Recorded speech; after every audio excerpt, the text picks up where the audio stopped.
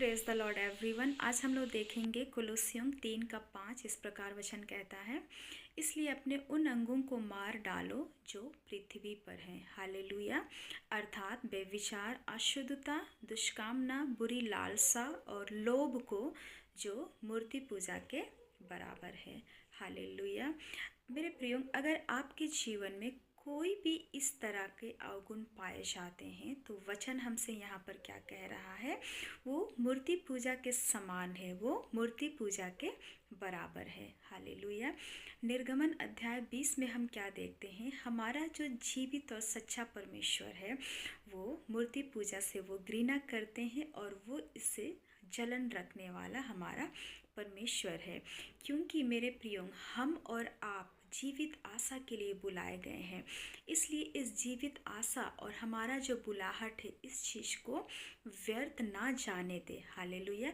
यदि आपका जीवन इस तरह से अवगुण से भरा है, इस तरह से अगर एक एक करके अगर एक या दो कोई भी अवगुण अगर आपके जीवन को ठोकर मार रहा है, बर्बाद कर रहा है, तो आप उसे काट करके क्या कर दे, फेंक दे, हटा दे।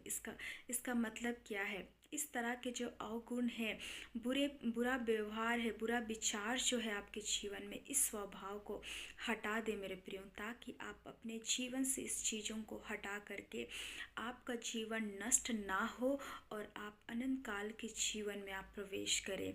क्योंकि मुझे और आपको परमेश्वर ने एक विशेष उद्देश्य के लिए बनाया है, और विशेष उद्देश्य क्या है, हम हमेशा आदि अनादि काल के लिए परमेश्वर पिता के साथ स्वर्ग के राज्य में हम निवास करें अनंत काल के जीवन में।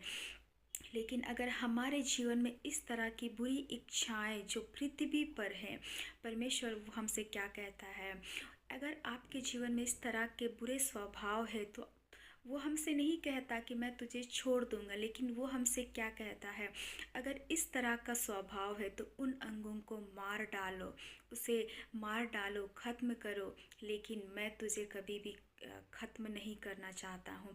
वो कभी भी हमें और आपको नष्ट नहीं करना चाहता है। इसीलिए यूहन्ना 3:16 में हम क्या देखते हैं, उसने अपने एकलौते पुत्र को इस धरती पर भेजा ताकि कोई भी नष्ट ना हो। इसलिए हमारा जो आपका जो बुलाहट है मेरे प्रियो, उसे हम व्यर्थ ना जाने दें, लेकिन हम अपने आप को हर दिन मसीह के साथ हम एक सच्चे मार्ग पर चलने वाले हम होने पाए। हालेलुया। इस वचन के द्वारा आशीष मिले।